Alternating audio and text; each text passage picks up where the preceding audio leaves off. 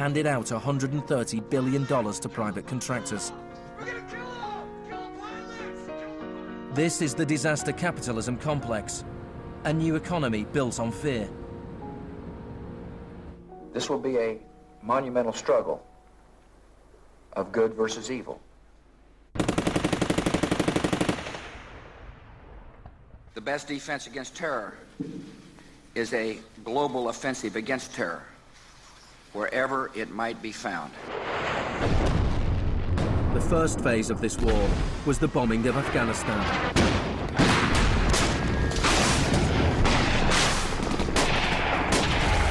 The Taliban government was quickly overthrown.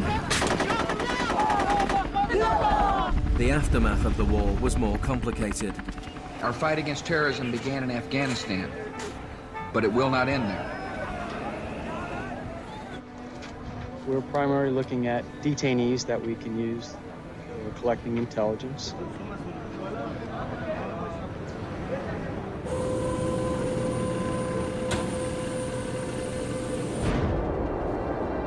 Guantanamo was the first time that the techniques of the Kubark Manual were explicitly and publicly being used by American forces, officially sanctioned in the White House and openly broadcast on television around the world. Isolation, both physical and psychological, must be maintained from the moment of apprehension. The capacity for resistance is diminished by disorientation. Prisoners should maintain silence at all times. They should never be allowed to speak to each other. 3 of the prisoners were Asif Iqbal, Ruhal Ahmed and Shafiq Rasool from Tipton in England. They spent more than 2 years in Guantanamo before being released without charge. Mentally, yeah, you couldn't speak to nobody, you couldn't do nothing, you couldn't stand up. And just sitting there, you'd be in your thoughts all the time thinking, what the hell's going on, where the hell am I? And we're going to be staying here for the rest of our lives, and we're going to be going back home. Will we ever see our family again? Of the 779 prisoners that have been held in Guantanamo Bay, only 3 have ever been convicted of any offence.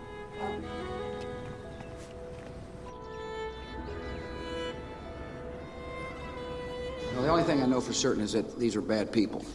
It was a message to the whole world. And the message was clear. It was, this is what happens to you if you get in our way.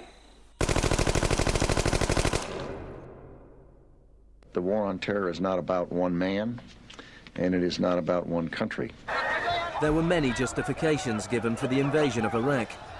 But if the US had really wanted to attack a country where the leaders of Al-Qaeda were thought to be hiding, which had nuclear weapons and was selling nuclear technology to other countries, then Pakistan would have been the obvious choice. It had close connections to the Taliban and was being run by a military dictator. Instead, George Bush chose to target Iraq, a country with the 3rd largest oil reserves in the world.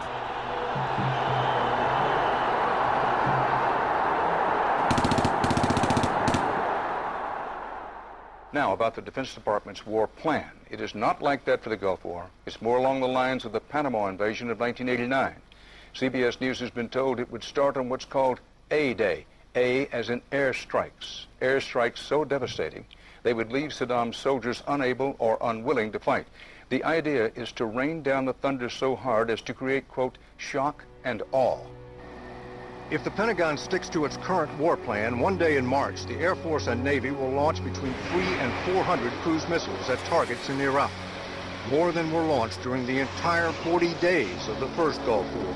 The sheer size of this has never been seen before, never been contemplated before. Harlan Ullman is one of the authors of the shock and awe concept, which relies on large numbers of precision-guided weapons. So that you have this simultaneous effect, rather like the nuclear weapons at Hiroshima, not taking days or weeks, but in minutes.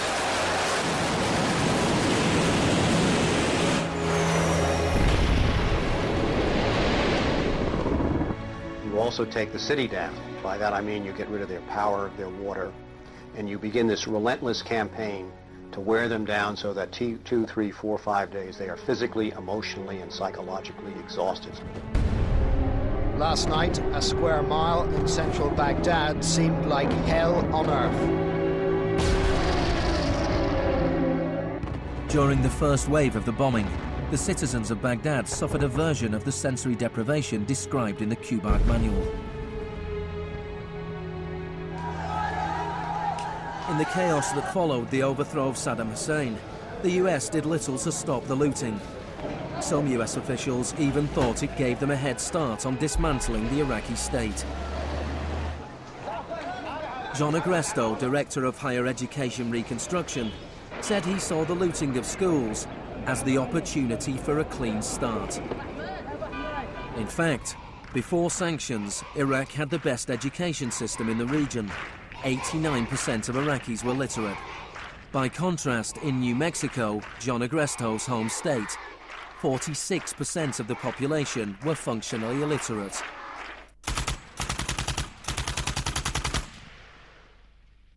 You had three distinct forms of shock that were all working together and reinforcing each other.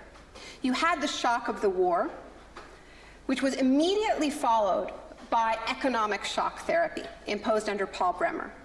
And as resistance to that economic transformation, that very rapid economic shock grew, you had the shock of enforcement, including torture. Three different kinds of shock.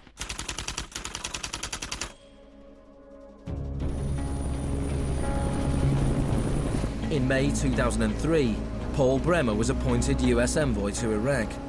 2 weeks after he arrived, he declared the country open for business. We considered that the coalition had very broad authorities to determine the direction of the Iraqi economy. Bremer knew little of Iraq, but he knew about disaster capitalism. He had launched crisis consulting practice at the start of the Homeland Security boom. Today is a very important day in Baghdad.